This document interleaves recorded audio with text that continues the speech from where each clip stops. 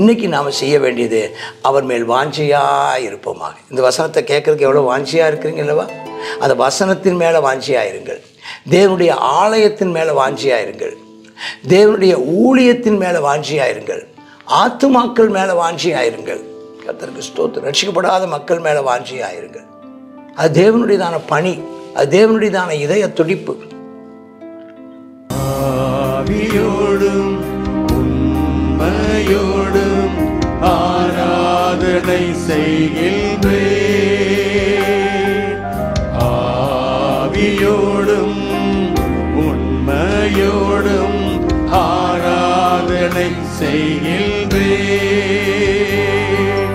முழு உள்ளத்தோடு முழு மேலத்தோடு ஆராதனை செய்கின்றேன். முழு உள்ளத்தோடு முழு பலத்தோடு ஆராதனை செய்கின்றேன். ஆவியோடும் உண்மையோடும் ஆராதனை செய்கின்றேன். ஆவியோடும் உண்மையோடும் ஆராதனை செய்கின்றேன். பரிசுத்தத்தோடும் பயபக்தியோடும் ஆராதனை செய்திட தளர்ந்த என்னை உந்தன் தயவால் தாங்கி நிறுத்துமையா.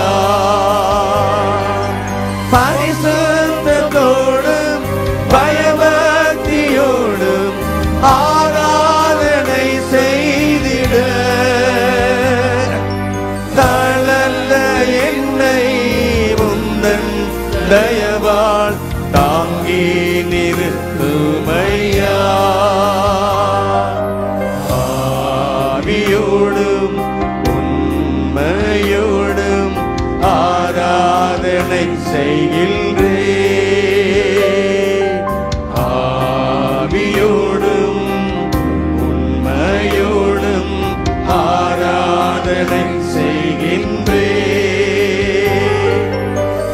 கர்த்தருடைய பரிசுத்த நாமத்திற்கு மகிமை உண்டாவதாக. சங்கீதம் 91. சங்கீதம் 91 ஒரு நம்பிக்கையின் பாடல், வாக்குத்தத்தங்களின் பாடல். இதில் ஒரு 16 வசனங்கள் உண்டு. 16 வசனங்களிலேயும் 16 அதாவது ஏறக்குறைய 16 வாக்குத்தத்தங்களை இதில் உள்ளடக்கின ஒன்றாக இருக்கிறது. இதற்கு பல்வேறு சரித்திர பின்னணிகள் இங்கு சொல்லப்படுகிறது. இந்த நாளிலேயும் நாம் இதை டிவோஷனல், அதாவது நாம் தியான செய்தியாக இன்றைக்கி நம்ம பார்க்க கர்த்தர் நம்ம கிருபை ஆண்டவர் கட்டளையிடுவாராக.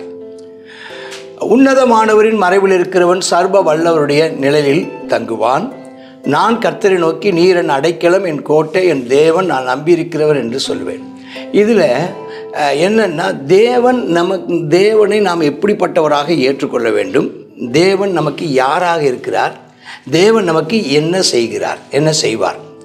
Who God is for us and what He will do. Who God is, ஆண்டவர் யாரு, what He will do for us, அவர் நமக்காக என்ன செய்வார் அப்படின்னு நாம் இங்கே பார்க்குறோம். அவர் யார் அப்படின்னு சொல்லி பார்த்தீங்கன்னா, அவர் யாராக இருக்குன்னா 1ஆம் வசனத்தையும் வாசிக்கிறோம். அவருடைய மறைவு, அவருடைய நிழலில் தங்குபவர்கள். நாம் அவரிலே அவருடையதான பிரசன்னத்தில் தங்குபவர்கள், அவரோடு கூட நேரம் செலவிடுகிறவர்கள், ஜெபிக்கிறவர்கள், துதிக்கிறவர்கள், ஆராதிக்கிறவர்கள். 2ஆம் வசனம், அவரை அடைக்கலமாய் கொண்டவர்கள், அவரை கோட்டையாக பாதுகாவலராய் கொண்டவர்கள், அவரை ஒரு தங்கள் நம்பிக்கையாக, எதிர்கால நம்பிக்கையாக கொண்டவர்கள். கர்த்தருக்கு ஸ்தோத்திரம். இது போக இன்னும் ஒரு வசனத்தை நீங்கள் பார்த்தீங்கன்னா, 9வது வசனத்துலையும் இன்னொரு வார்த்தையை நீங்கள் அங்கே பார்ப்பீங்க. எனக்கு அடைக்கலமாக இருக்கிற உன்னதமான கர்த்தர் தாபரமாய், தாபரம்னாலுமே அதுவுமே தங்குகின்ற இடம்தான். அப்போ தேவனிடத்தில் தங்குபவர்கள். ஸ்தோத்திரம். கர்த்தாவே, உம்முடைய கூடாரத்தில் தங்கி இருப்பவன் யார், அவருடைய சமூகத்தில் தங்கி இருப்பவர்கள். இன்றைக்கும் அவரிடத்தில் தரித்திருக்கிறவர்களாய் நாம் இருக்க கர்த்தர் கிருபை தருவாராக. நாம் அவர் தங்கி இருப்போமாக, தரித்திருப்போமாக. கர்த்தருக்கு ஸ்தோத்திரம். அவரோடு கூட நேரம் செலவிடுவோமாக. அவரையே நம்முடைய பாதுகாவலராகவும், அவரையே நம்முடைய பராமரிப்பாளராகவும், அவரை நம்முடைய வழிகாட்டுனராகவும், அவரே நம்முடைய எதிர்கால நம்பிக்கையாகவும் நாம் தெரிந்து கொள்வோமானால் கிடைக்க போகிறதான ஆசீர்வாதங்களை நாம் அங்கே பார்க்குறோம். என்ன 3ஆம் வசனத்திலேருந்து ஆசீர்வாதங்களை பார்க்குறோம். என்னன்னு கேட்டிங்கன்னா, அவர் உன்னை வேடனுடைய கண்ணிக்கும் பாழாய்க்கும் கொள்ளை நோய்க்கும் தப்புவிப்பார். நம்மை தப்புவிக்கிறவர். ஆமென், ஸ்தோத்திரம். வேடன்னு சொன்னால் பிசாசு. ஆமாம், பிசாசுக்கும் கொள்ளை நோய்க்கும் நம்மை தப்புவிக்கிறவர். 2வது, நம்மை மூடுகிறவர். எப்படி மூடுகிறாரா? சிறகுகளாலே மூடுகிறாரா? செட்டைகளின் கீழே நமக்கு அடைக்கலமாக நம்மை பாதுகாத்து கொள்கிறாரா? அவருடைய சத்தியமும் அவருடைய பரிசையும் நமக்கு கேடகமாகுமா? நமக்கு அது கேடகமாக கர்த்தர் நமக்கு என்ன செஞ்சிருக்கிறாரா? கேடகமாக வைத்திருக்கிறாரா? கர்த்தருக்கு ஸ்தோத்திரம் உண்டாவதாக. கர்த்தருடைய நாமம் மகிமைப்படுவதாக. இங்கே பரிசையும் கேடகமும் ஆகும் அப்படின்னு பார்க்குறோம். பரிசைன்னு சொன்னால் என்ன அர்த்தம்னா, ஒரு சுவர் போன்று பாதுகாவலர், கேடகத்தை போன்றவும் ஒரு சுவரை போலவும் அப்படின்னு ஒரு கவசம். ஆண்டவர் நமக்கு ஒரு கவசத்தை போல, அதாவது கேடகம் கையில் பிடித்திருக்கிறது, கவசம் மேலே நம்ம மாட்டி கொண்டிருப்பது. ஸ்தோத்திரம். அது ஆள் உயரத்துக்கு இருக்குமா? சில அது 2 விதமான ஒன்று இருக்குது. ஒன்று ஆள் உயர கேடயம் ஒன்று இருக்குது. ஒன்று கையில் நம்முடைய இருதயத்தையும் நம்முடைய தலையும் மாத்திரம் பாதுகாக்கிற ஒன்று. அப்போ கவசமாக அவர் இருக்கிறார். அவர் நமக்கு கர்த்தருக்கு ஸ்தோத்திரம் அவர் இருக்கிறதை நாம் பார்க்குறோம். அடுத்ததாக நம்ம பார்க்குறோம், பாதுகாப்பார், மூடுவார். அடுத்தது இன்னொரு வசனத்தை வாசிக்கிறோம். அதுக்கு அடுத்து, இரவில் உண்டாகும் பயங்கரத்துக்கும் பகலில் பறக்கும் அம்புக்கும் இருளில் நடமாடும் கொள்ளை நோய்க்கும் மத்தியானத்தை பாழாக்கும் சங்காரத்துக்கும் பயப்படாதிருப்பாய். நீ பயப்பட வேண்டாம், உனக்கு தைரியமாக இருப்பார். அதுக்கு அடுத்து, உன் பக்கத்தில் 1000 பேரும் உன் வலது பக்கத்தில் 10,000 பேர் விழுந்தாலும் அது உன்னை அணுகாது. ஒன்று உன்னை அணுகாது. ஸ்தோத்திரம். பயங்கரம் அணுகாது. கர்த்தருக்கு ஸ்தோத்திரம். பட்டயம் உன்னை அணுகாது. நோய் உன்னை அணுகாது. சங்காரம் உனக்கு நேரிடாது. சத்துருக்கள் உனக்கு பக்கத்தில், துன்மார்க்கர்கள் வந்து உன்னை ஜெயிக்க முடியாது என்பதை நாம் பார்க்குறோம். கர்த்தருக்கு ஸ்தோத்திரம். அப்போ பொல்லாப்பு நேரிடாது, வாதை உன் கூடாரத்தை அணுகாது அப்படிங்கிற வார்த்தையும் நாம் 10வது வசனத்தில் வாசிக்கிறோம். அப்போ பொல்லாப்பு நேரிடாது, வாதை அணுகாது. அப்போ முதல்ல பாருங்கள், தப்புவிப்பார், அப்புறம் மூடுவார், அப்புறம் பாதுகாப்பார், எதுவும் அணுகாதபடி, பயப்படாதபடி நமக்கு என்ன செய்கிறார்? தைரியப்படுத்துகிறார்.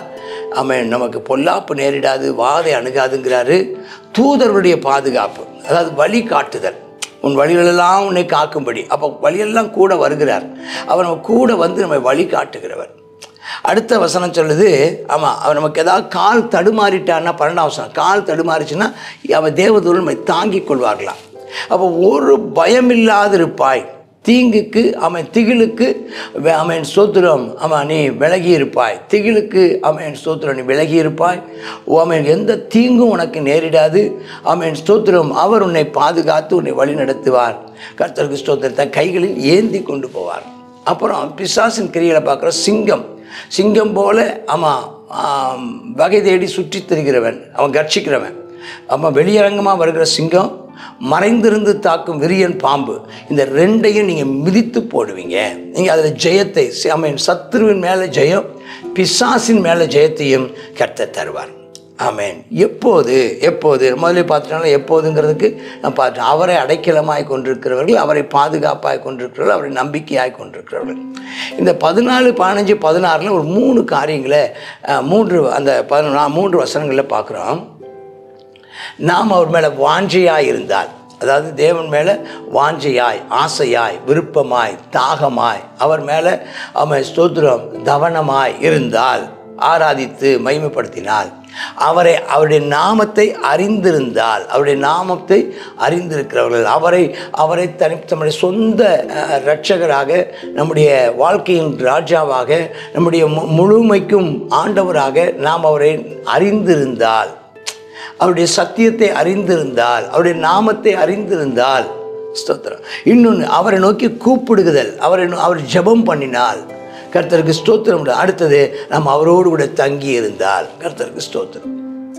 அவரோடு தங்கியிருந்தால் ஒன்று, ரெண்டாவது அவர் மேலே வாஞ்சியாக இருந்தால், அவன் அன்பாக இருந்தால், மூணாவது அவரை அறிந்திருந்தால், அவன் ஸ்தோத்திரம், நாலாவது அவரை நம்பிக்கையாய் கொண்டிருந்தால், ஐந்தாவது அவரோடு கூட இருந்தால். தங்கியிருந்தால் அப்படிங்கிறது அவரோடு இருக்கிறது அர்த்தம். ஆனால் அது 5 பாயிண்ட் வரணுங்கிறதுக்காக அவனோடு இருந்து, அவரோடு இருந்து, ஸ்தோத்திரம், வாஞ்சியாக இருப்பார், அறிந்திருக்கணும், கூப்பிடணும், ஜெபிக்கணும், அவர் மேல் நம்பிக்கையாக இருக்கணும், அவரோடு கூட இருக்கணும். அப்படி இருக்கும்போது நம்மை விடுவிக்கிறார். எந்த பிரச்சனையிலேருந்து நம்மை விடுவிக்கிறார். நம்ம எல்லாரை காட்டிலும் நம்மளை உயர்ந்த அடைக்கலத்தில் வைப்பார். நம்ம ஜெபத்துக்கெல்லாம் மறு உத்தரவு அருளி செய்வார். ஆபத்தில் நம்மை தப்புவிப்பார், நம்மை கனப்படுத்துவார், நம்மை திருப்தியாக்குவார், நம்மை ரட்சிப்பை காண்பிப்பார். கர்த்தருடைய நாமத்திற்கு மகிமை உண்டாவதாக. இன்றைக்கி நாம் செய்ய வேண்டியது அவர் மேல் வாஞ்சியாக இருப்போமாக. இந்த வசனத்தை கேட்குறதுக்கு எவ்வளோ வாஞ்சியாக இருக்கிறீங்க அல்லவா? அந்த வசனத்தின் மேலே வாஞ்சியாக இருங்கள். தேவனுடைய ஆலயத்தின் மேலே வாஞ்சியாக இருங்கள். தேவனுடைய ஊழியத்தின் மேலே வாஞ்சியாக இருங்கள். ஆத்துமாக்கள் மேலே வாஞ்சியாக இருங்கள். கர்த்தருக்கு ஸ்தோத்திரம். ரட்சிக்கப்படாத மக்கள் மேலே வாஞ்சியாக இருங்கள்.